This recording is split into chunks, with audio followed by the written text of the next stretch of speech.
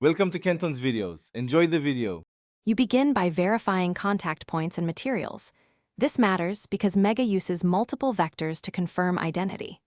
Once done, open the Mega app or a browser and sign in with your email. If you see a notice about a missing recovery key, tap Recover or Reset. Make sure you have the device that originally set up 2FA and any stored recovery phrase nearby, because you will need them in the next steps to prove ownership. You now follow Mega's recovery wizard. Its checkpoints are sequential and strict.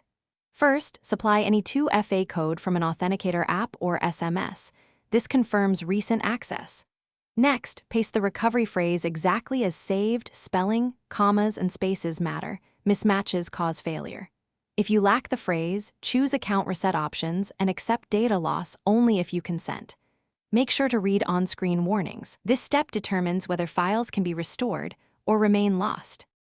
You finish by creating a new recovery key and saving it securely. Print it, store it in a password manager, or keep an encrypted backup.